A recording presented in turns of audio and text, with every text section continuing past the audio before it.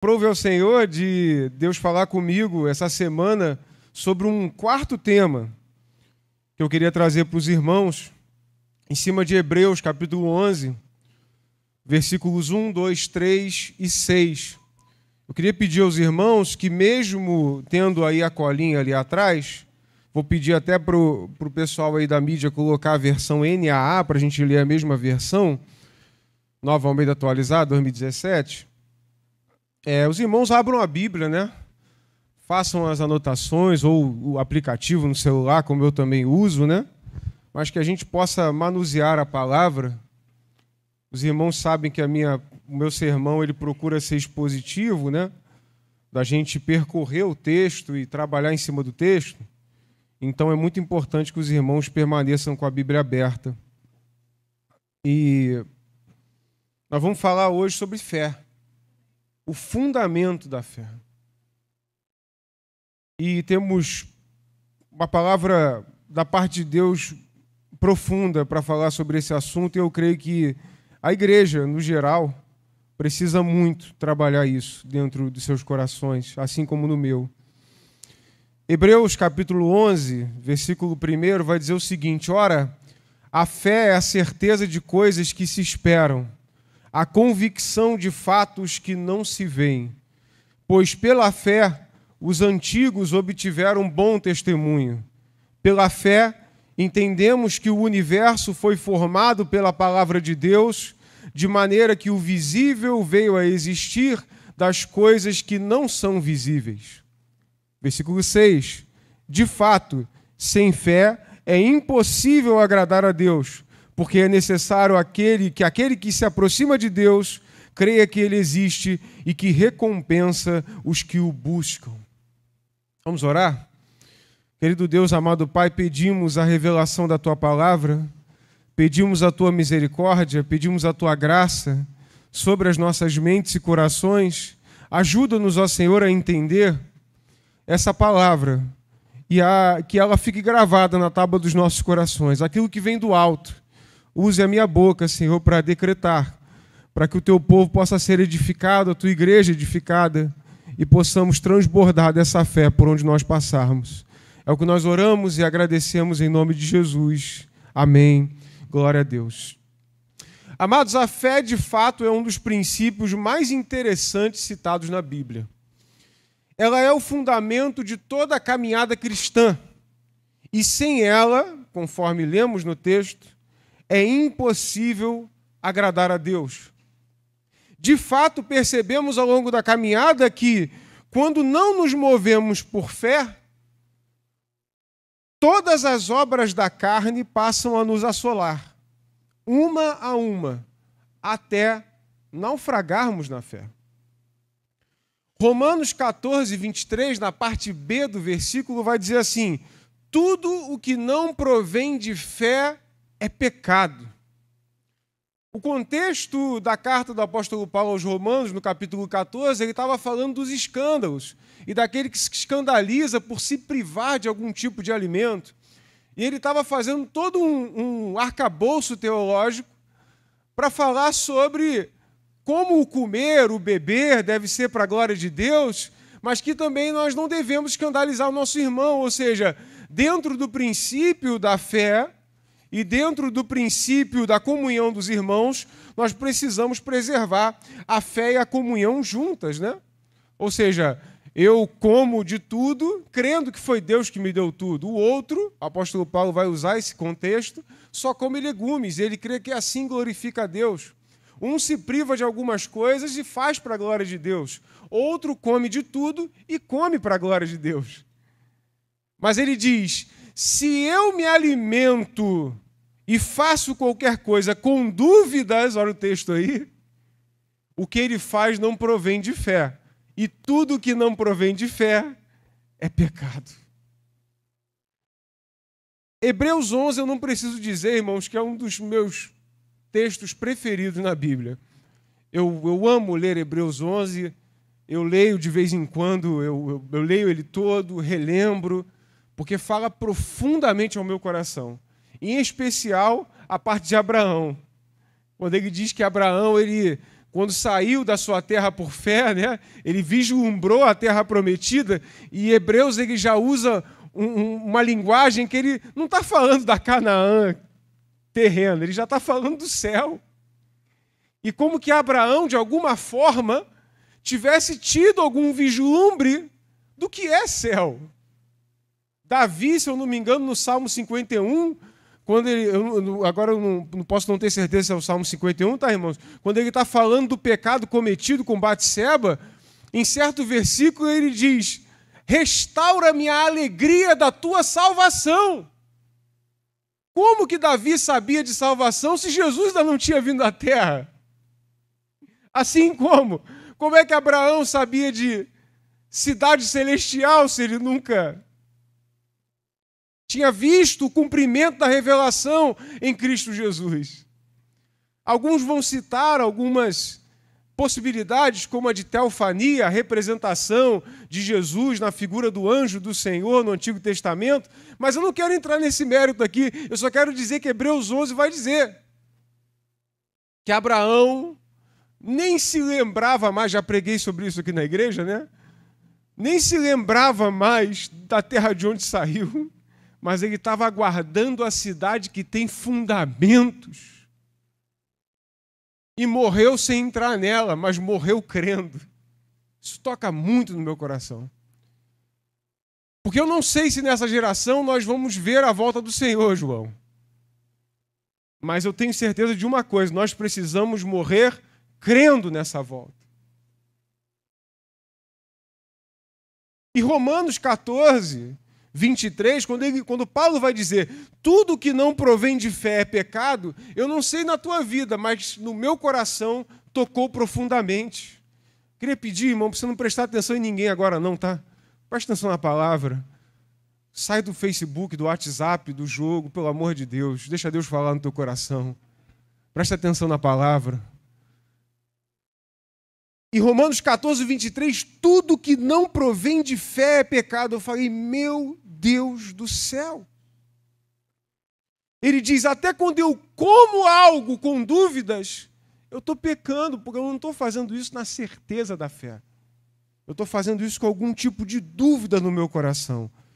E por isso que o tema desse sermão é o fundamento da fé, baseado em Hebreus 11, versículos 1, 2, 3 e 6. No versículo 1, ele vai dizer o seguinte: primeiro, a fé é o quê, irmãos? A fé é a certeza de coisas que se esperam. Ou seja, primeiro, a fé é uma esperança. Quando Hebreus 11 fala que é a certeza de algo que eu espero, do que ele está falando? Ah, eu espero receber o meu carro no consórcio. Eu espero ter a minha casa própria. Eu espero... Não! O que nós cristãos esperamos? O que você, assim como eu, se você é um cristão de verdade, o que você está aguardando de todo o teu coração, com toda a tua alma, com todas as tuas forças, e você está disposto para, na hora que ele vier e acontecer, você largar a tua mala, não olhar para trás e ir em direção ao Senhor? A volta de Jesus. A vida eterna. Morar com Deus, ver Ele face a face. Se você é um cristão de verdade, essa precisa ser a sua maior esperança.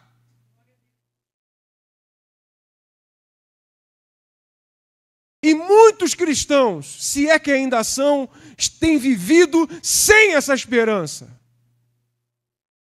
E vivido a condenação que Paulo cita quando ele diz: se a minha esperança em Cristo se limita apenas a essa vida, sou o mais miserável de todos os homens.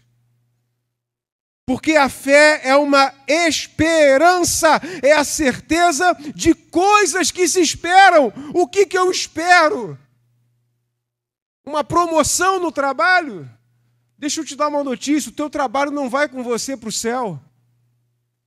O que eu espero? Uma cura. Se você for curado hoje, você vai morrer amanhã. Lázaro foi ressuscitado, teve que morrer de novo. O que eu espero? Que o Brasil se resolva? que a segurança no Rio de Janeiro seja melhor. Deixa eu te dizer, não vai sobrar pedra sobre pedra do Rio de Janeiro. Vai tudo acabar. Todo trono de pó, de corrupção, de injustiça, de pecado, vai tudo acabar. A fé é uma esperança. O que nos foi prometido, irmãos? O que o nosso Salvador falou para nós quando caminhou entre nós? Será que ele prometeu que ficaríamos ricos? Que pisaríamos em nossos inimigos? Que não teríamos doenças ou problemas? Não. Ele nos prometeu a vida eterna. E pagou com sua vida o preço para que tivéssemos isso. Prometeu-nos essa recompensa se o obedecêssemos até o fim. Ora, a fé é a certeza dessa esperança. Então, quando o autor de Hebreus, não se sabe quem foi, está falando sobre a certeza da fé, e ele está dizendo para os seus ouvintes que com certeza eram judeus que haviam se convertido à fé cristã, porque ele frequentemente cita as sombras da lei em contraste com a soberania e a plenitude da revelação de Cristo, porque principalmente o apóstolo Paulo lutou muito contra os judaizantes no meio das igrejas gentílicas, quais queriam obrigar os crentes gentios a se submeterem à dieta do povo judeu mais uma vez. Você pode ver que tem pelo menos umas 3 ou 4 cartas de Paulo que Paulo vai falar alguma coisa contra isso. E Hebreus é muito claro contra isso. A carta inteira fala disso, das sombras da lei, em contraste com a soberania e a plenitude no cumprimento das promessas em Cristo Jesus, né? Então, a fé é a certeza dessa esperança. E ele nos prometeu o quê? Qual é a esperança? Eis que estou convosco até a consumação do século.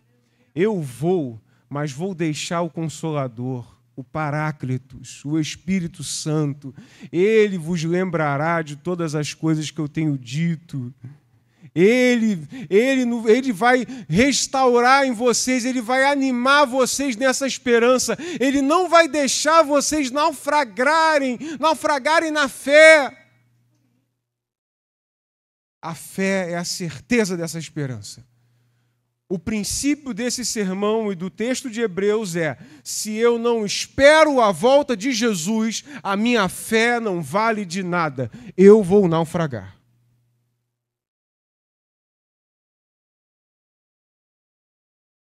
E hoje, amados, nós estamos tão enraizados nessa terra que muitos de nós acordam pensando em dinheiro e dormem pensando nele. Acordam pensando em contas que Deus não mandou nós fazermos. E dormimos pensando nas contas que Deus não nos mandou fazermos. E ainda reclamamos do tanto que Ele tem nos dado para pagar essas contas. Achamos que é pouco. Achamos que Deus não está nos ouvindo. Achamos que Deus nos abandonou. Perguntamos, por que, Senhor? Por que, Senhor? Por que, Senhor? A palavra diz que o essencial, a vida é o quê? Ter o que comer e o que vestir. O apóstolo Paulo vai dizer, tendo o que comer e com o que nos vestir, estamos contentes.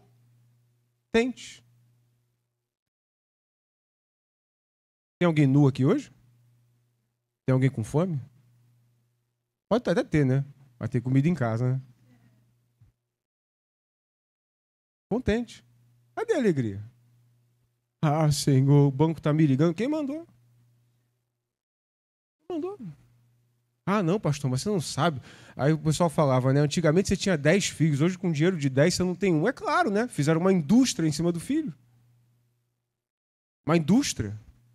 Todo mês tem que comprar um negócio, todo ano tem que fazer um negócio. Fui ver o livro do meu filho, R$ 1.400 o livro do meu filho. Eu falei, meu Deus, é Vademecum? É a indústria do filho. É a indústria do filho. A escola do meu filho é mais cara do que a minha faculdade de engenharia. Você consegue entender isso? É indústria. Mas quem é que mandou? É o ciclo do mundo. E se você não resistir a esse mundo, a esse sistema que quer o tempo todo te fazer refém dele e abandonar a fé e a esperança e tirar a paz do teu coração, você e eu vamos naufragar. Essa é a verdade. E aí, depois do sermão, você pode vir, mas pastor, você não entende a minha situação, não estou falando da situação de ninguém. Eu estou dizendo que muitas das vezes nós somos maus mordomos daquilo que Ele tem colocado na nossa mão, não administramos bem aquilo que Ele tem nos dado, murmuramos sobre aquilo que Ele tem nos dado, dizemos que não é suficiente, dizemos que temos que ter mais. E aí isso vira palco para pregadores que são lobos e que dizem, faz isso, que aí a divindade vai te dar aquilo. Eu digo a divindade porque não é Deus. Pode ser o cão, mas Deus não é. Faz aquilo dali que aí Deus vai te dar. Dá tanto que Deus vai te dar tanto. Faz isso que Ele vai te dar aquilo. E daqui a pouco você está pregando da terra para a terra e os teus ouvintes são todos terrenos, animais e demoníacos, como diz uma das cartas.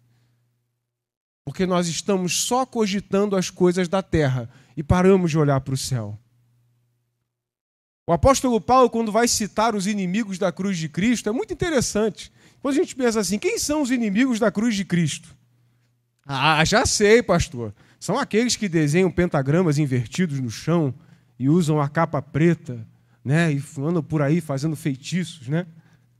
Já sei. É Harry Potter, pastor. O inimigo da cruz de Cristo é Harry Potter. Eu já sei. 50 tons de cinza, ou o diabo que o valha. Também, não deixa de ser. Mas ele vai dizer o seguinte, ele diz, digo até em lágrimas que são inimigos da cruz de Cristo, porque só pensam nas coisas terrenas. Se você achar o texto aí, Vic, pode colocar. Agora eu não vou lembrar de cabeça. Ele vai dizer, os inimigos da cruz de Cristo são quais? Os que só pensam na terra. Que não olham para o céu. E aí quando vem a tribulação, vem o problema, vem a situação, a gente fica, ai meu Deus do céu, cadê? Ué, o que foi, alecrim dourado? As bases da terra foram embora? Vive por fé. Ou você acha que o diabo pode fazer algo na tua vida que Deus não permita? Lutero dizia, o diabo é o cão adestrado de Deus. Ele não pode fazer nada que Deus não permita que ele faça. E aquilo que porventura ele fizer, Deus vai usar para aproveitamento, para te firmar na fé, para te lembrar do caminho do Senhor, para te fazer voltar ao primeiro amor, para tirar os teus olhos da terra e colocar eles no céu. Porque sem isso, você não vai conseguir chegar no final da caminhada como um bom cristão. Talvez você possa ser um bom membro do clube chamado igreja, com seus eventos e coisas. Mas cristão você não vai conseguir ser. Porque uma hora a corda vai apertar. E já está apertando. Porque a perseguição no Brasil nem começou. E só o dinheiro já está tirando um monte de gente da graça. Falando alguma mentira? Eu também andei assim. Já andei assim. A fé é a esperança. Se eu olho para o céu, a terra não pode me tocar. Se eu tenho alegria no céu, a terra não pode me afetar. Se eu tenho alegria da salvação, eu não vou perecer no meu pecado, como disse o rei Davi. Segundo, a fé é uma convicção de fatos que não se veem. Que fatos são esses? Ah, eu já sei, Senhor, é aquele dinheiro que vai cair na minha conta. Eu não estou vendo, mas eu tenho a convicção. Isso é doutrina do demônio. Convicção de fatos de que não se veem. O que nós não vemos, amados? Mas que é eterno, imutável, infalível. O Senhor. Todos nós aqui estamos por fé, aqui nesse culto. Ou pelo menos deveríamos estar. Fé no quê?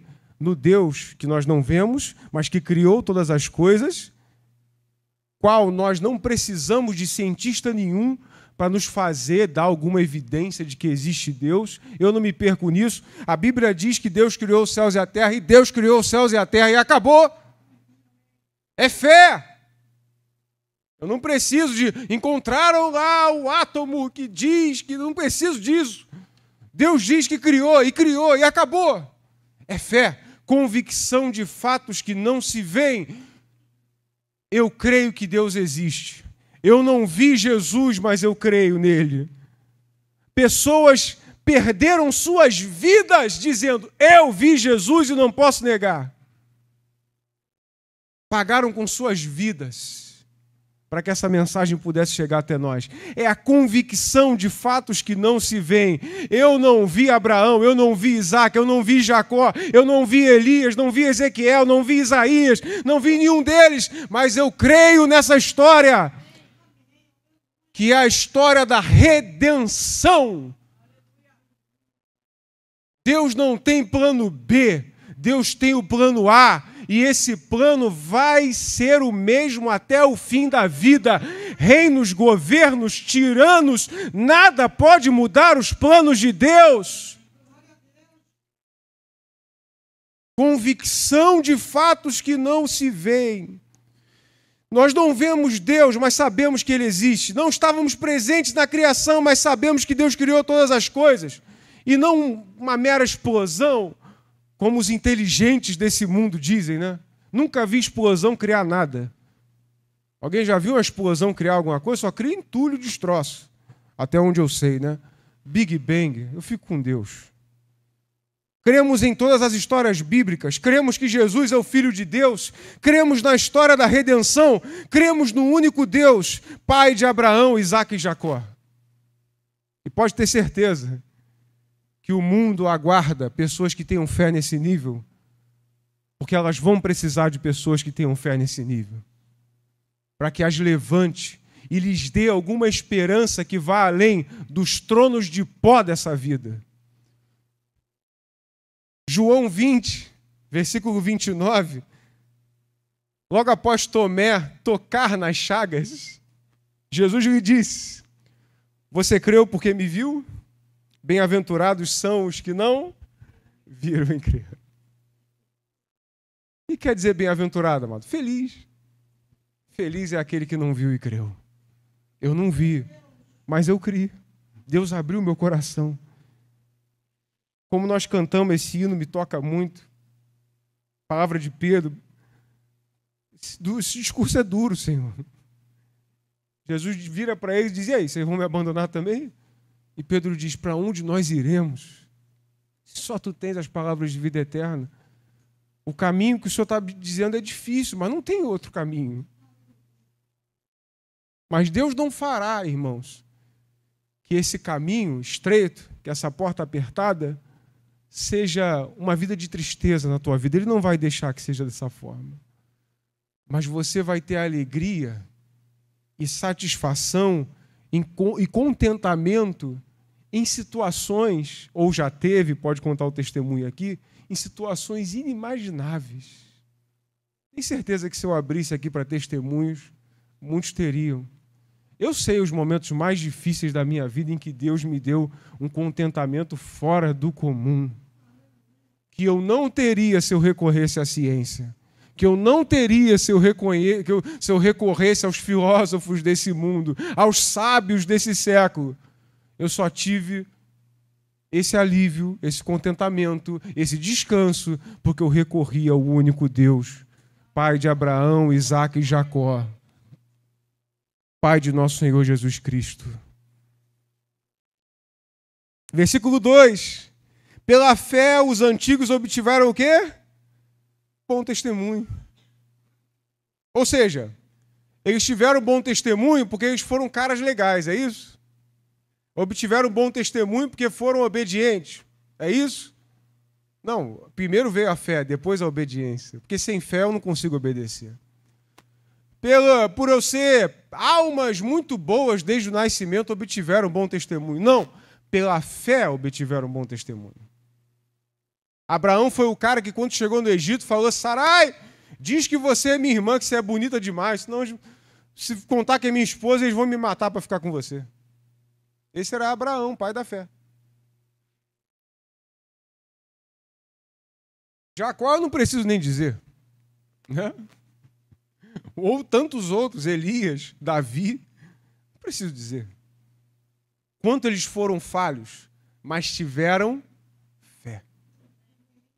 Fé. Pela fé, os antigos obtiveram bom testemunho e não por méritos. Fé não é mérito nosso. Eu definiria a fé como o seguinte: fé é a decisão improvável de entregar a sua vida nas mãos do invisível. Fé é o fundamento máximo da confiança em Deus. Repito, fé é a decisão improvável. Por que improvável? Porque ter fé não é racional. Ter fé não é racional. Não é lógico.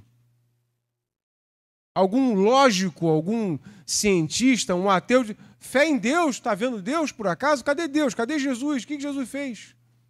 Como alguns têm dito na internet. Mas fé é a decisão improvável de entregar a sua vida nas mãos do invisível. Eu entrego minha vida nas mãos daquele que eu não vejo, não toco, mas eu sei que ele está ali. É o fundamento máximo da confiança em Deus. É impossível dizer que confia em Deus se não tiver fé nele.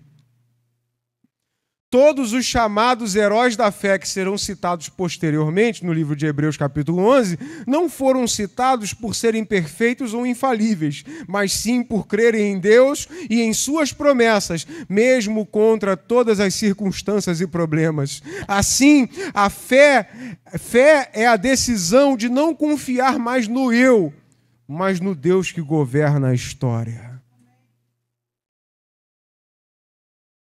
E aí o autor de Hebreus, ele vai dizer, por que fé é a convicção de fatos que não se veem? Versículo 3, pela fé entendemos o quê? Que o universo foi formado pela palavra de Deus, de maneira que o visível veio a existir das coisas que não são visíveis. Ou seja, amado irmão, não caia nas historinhas de reles cientistas que querem fazer você... Não, porque a gente está estudando, aí agora surgiu uma nova raça, né? O agnóstico. Talvez Deus exista, mas ele não está muito preocupado com isso aqui. Heresia! Como é que Deus vai criar o mundo, dizer que o mundo é bom e depois abandonar o mundo? Heresia! Deus governa a história do princípio ao fim. Mesmo nos males de todos os homens, na maldade que você vê perpetrada ao redor da história da humanidade, Deus não deixa de agraciar os seus com salvação, com alegria, com paz que vai além desse mundo.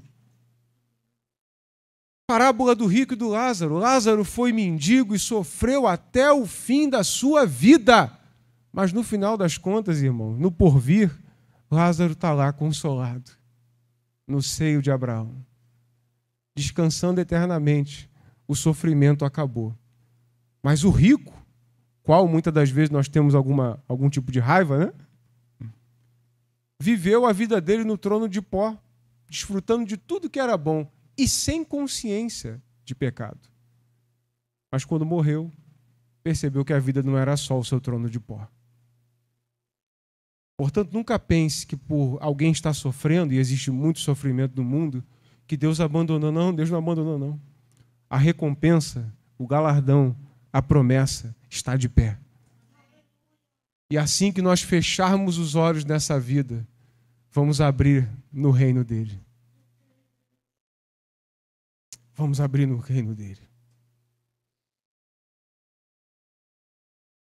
Portanto, amados, fé não é discutir com incrédulos.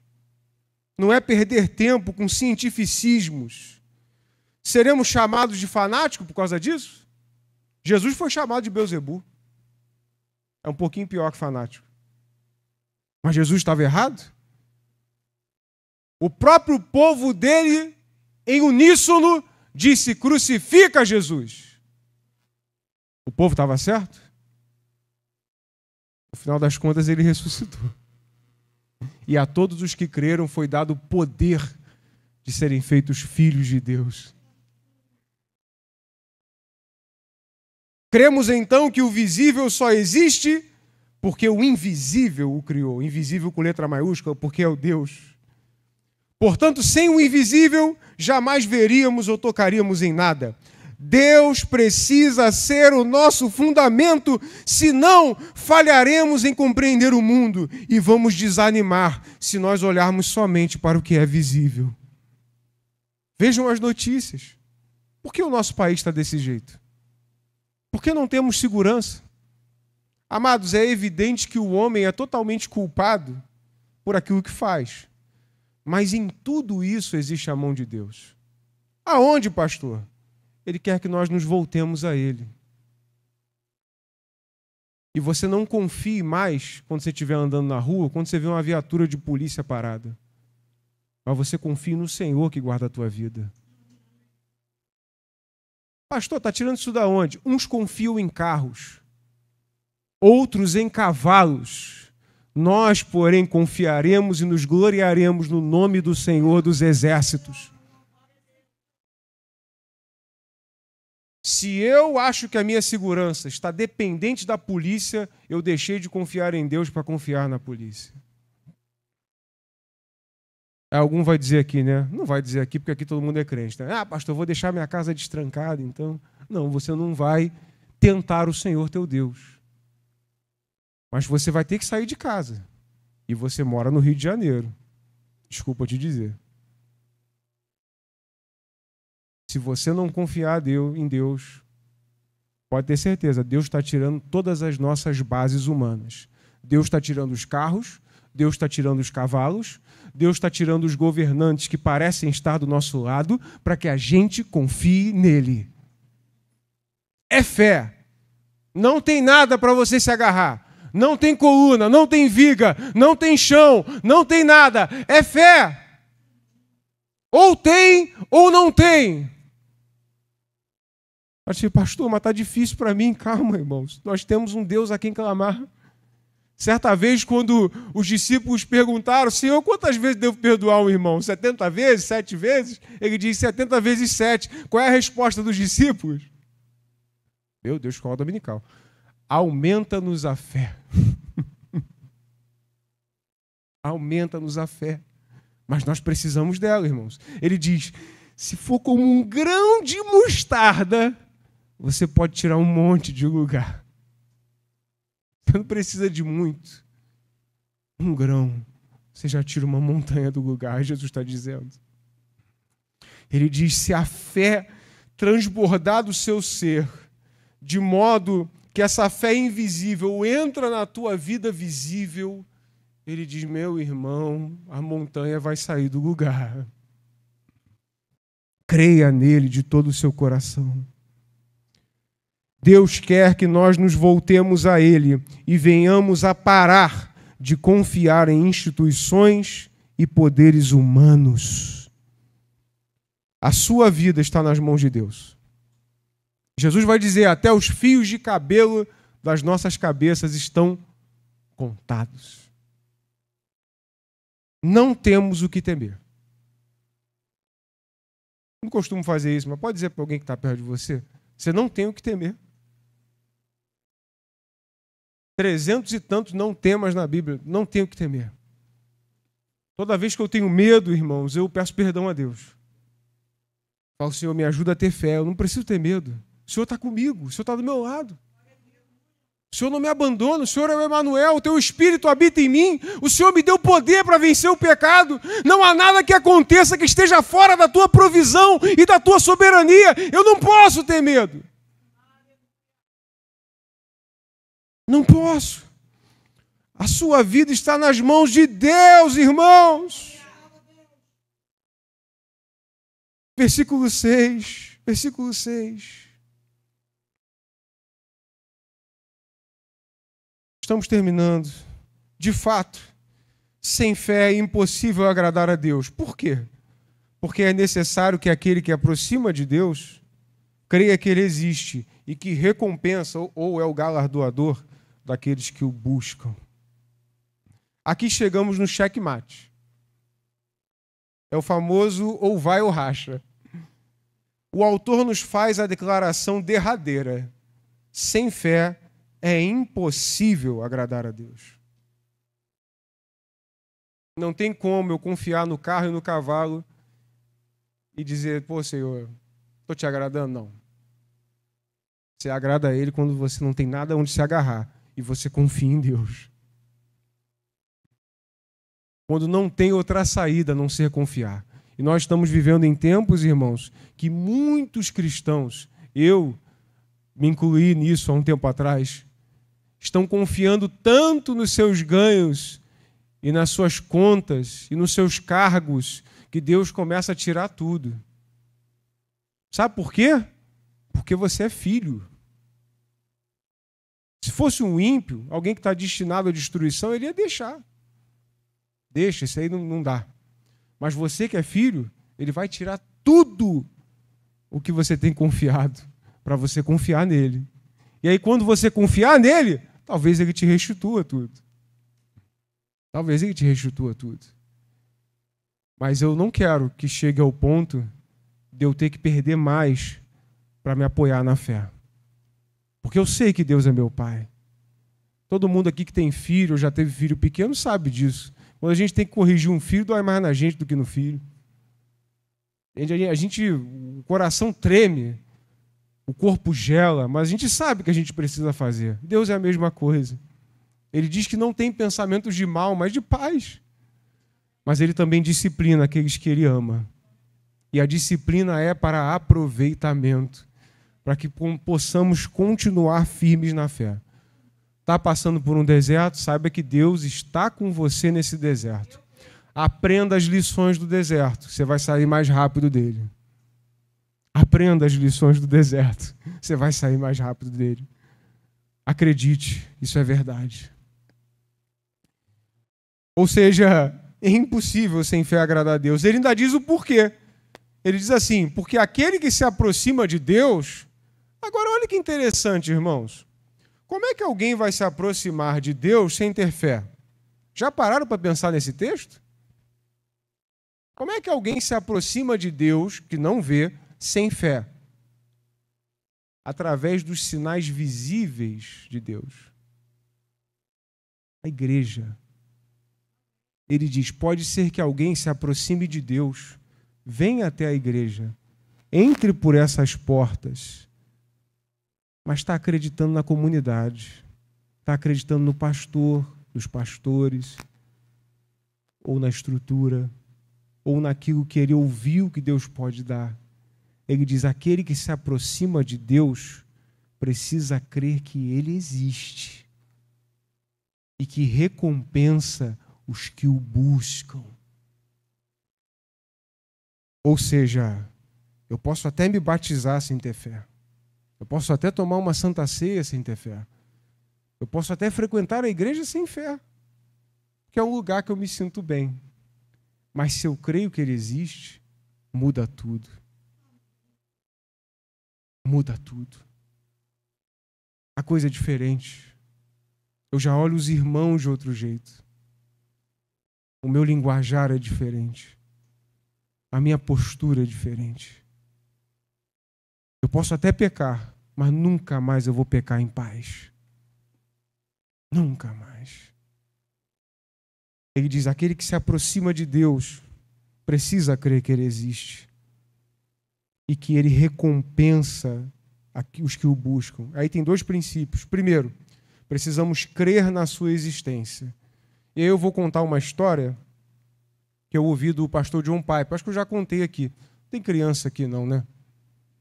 Tem o Miguelzinho já está na idade. John Piper, ele conta uma história que diz o seguinte: você se masturbaria na frente dos seus pais? Alguém aqui se masturbaria na frente dos seus pais? Por quê? Porque uma presença te constrange. Não, estou na frente do pai da minha mãe, eu não posso pecar. Mas sozinho a gente faz. Por quê? Porque nós não cremos que Deus está ali com a gente.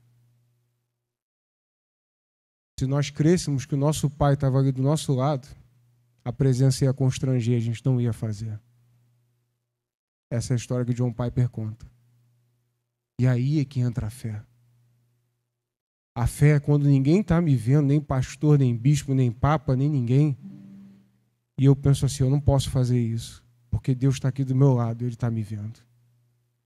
A presença precisa te constranger. E só tem a presença quem tem fé. Pastor, mas eu já fiz isso. Entra no barco, eu também já fiz. Mas será que nós não precisamos mudar? Eu falei de uma coisa, né, que é um pouco até escandalosa, mas eu podia falar de centenas. Podia falar de centenas de coisas. Nós começamos a perder a fé quando a presença não nos constrange mais. Quando a presença para de nos constranger, a gente começa a falar coisas que não deveríamos. Entrar em rodas que não deveríamos. Fazer negócios que não deveríamos. Difamar quem não deveríamos.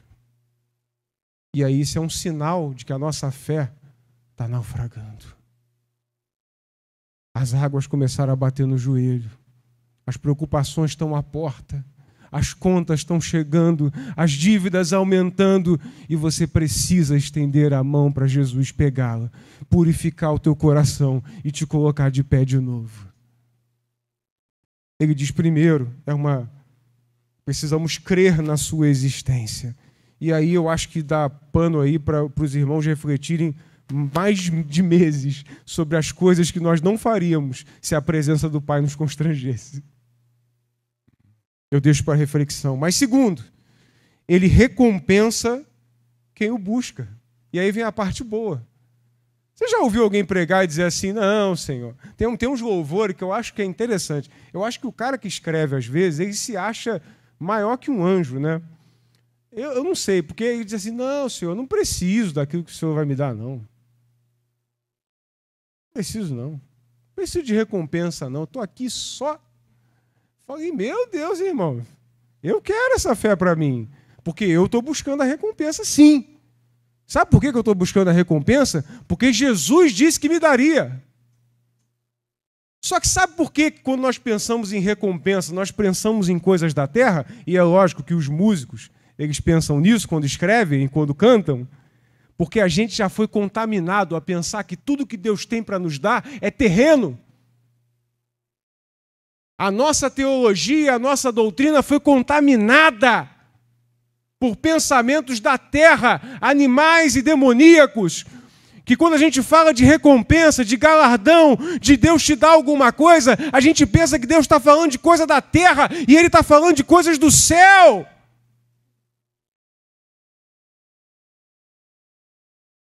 Todos nós sabemos que esse discurso de que eu não quero nada é mentira. Nós não temos tal grandeza dentro de nós. Nós somos seres humanos pecadores, caídos.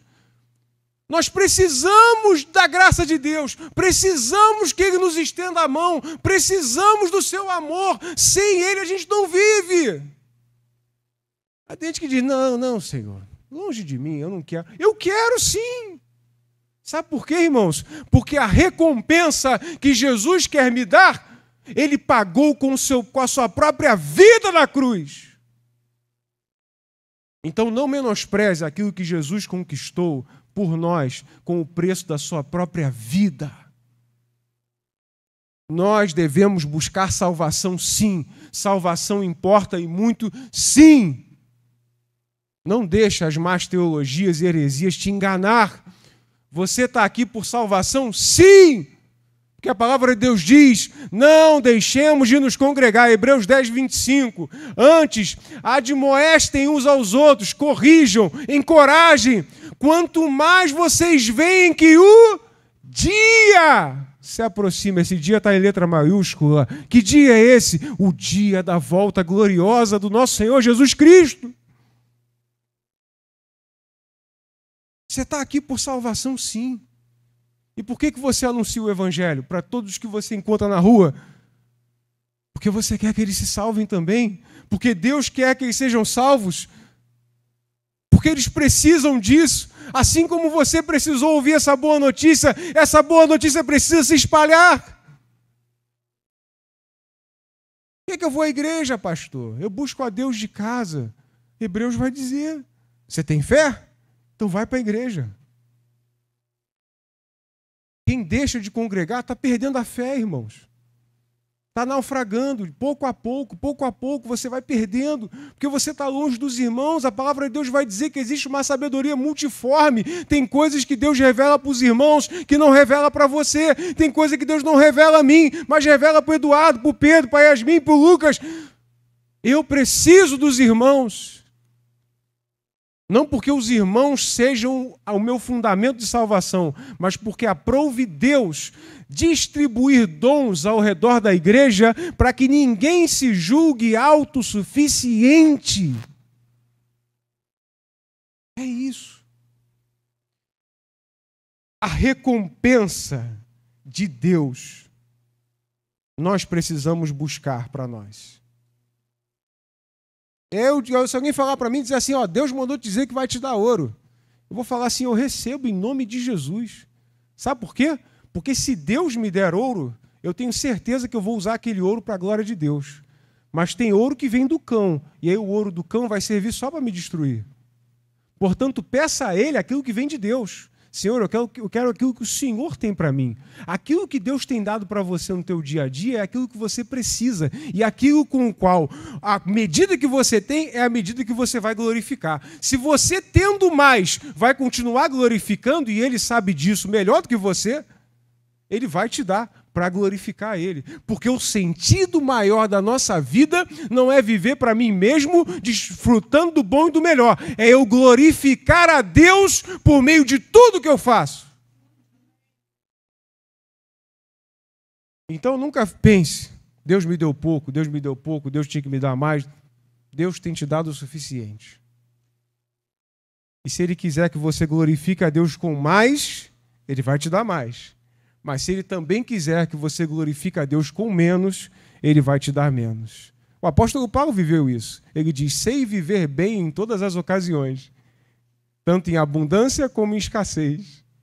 E aí, no final das contas, ele vai dizer aquela frase famosa de para-choque de caminhão. Tudo posso naquele que me fortalece. Posso ter pouco, posso ter muito, posso ter tudo aquilo que ele acha que eu preciso, que eu tenho que ter. Porque com isso eu vou glorificar a Deus. A única coisa que eu dispenso é o ouro do cão. O ouro do cão eu não quero. Do diabo eu não quero. Mas se for de Deus, eu recebo, Senhor, para glorificar o teu nome. O Senhor já viu o futuro. O Senhor sabe o que eu vou glorificar e o que eu não vou. Ele diz, não andeis preocupados com nada. Com o que vocês vão vestir, beber ou comer. Deus sabe que você precisa de todas essas coisas. Antes, em primeiro lugar, Mateus 6, busca o reino de Deus e a sua justiça. E essas coisas serão acrescentadas. Ou seja, viva por fé, você vai ter a provisão. Mas não busque a provisão antes da fé, porque a provisão que você receber pode não ser de Deus, mas do diabo. Mas agora, se você busca por fé o reino de Deus, a provisão que te acompanhar, pode ter certeza que ela vai vir da parte de Deus. A recompensa de Deus é onde Ele mais quer que estejamos. É fruto do seu amor. É a volta gloriosa e pela graça ao jardim. É o final da história da redenção. Não despreze a recompensa que custou a vida do nosso Senhor. Apocalipse 22 vai dizer, venha todo aquele que quiser e coma de graça do fruto da árvore da vida. Aquele fruto que Deus protegeu Adão depois de pecar para que ele não comesse. Você vai ler Gênesis, você vai ver isso. Não foi castigo, não, foi proteção. Ele diz, eu não vou deixar ele no jardim porque ele já é pecador. Se ele comer do fruto da árvore da vida, ele vai viver eternamente em pecado. Então eu tiro ele do jardim, boto um anjo para guardar, que sem redenção e sem expiar esse preço, ele não pode voltar lá. E aí, quando Jesus expia esse preço, paga esse preço, como o Cordeiro de Deus que tira o pecado do mundo, Apocalipse 22 vai dizer, quem quiser, venha e coma, está liberado. Pode viver eternamente. Vocês foram redimidos pelo sangue do nosso Senhor Jesus. Por último, Ele recompensa os que o buscam. Buscar a Deus é caminhar em santidade. preservar a fé, manter os joelhos no chão, não deixar a comunhão dos irmãos, desviar os pés da maldade, ser fiel até o fim. Tudo o que nós fizermos que for contrário a isso é pecado, porque não provém de fé. Concluindo, irmãos, Deus deseja que tenhamos fé e que essa fé nos acompanhe e fundamente todas as nossas ações até a eternidade. Ele te ama e te chama a permanecer naquilo que Ele fundamentou e preparou para você e para mim, por amor. Eu te faço um convite, com fé, vamos tirar a dúvida do nosso coração. É tempo de viver pelo invisível. 1 Timóteo, capítulo 1, versículo 17, vai dizer assim: assim, ao Rei eterno, imortal, invisível, Deus único, honra e glória para todo sempre. Amém.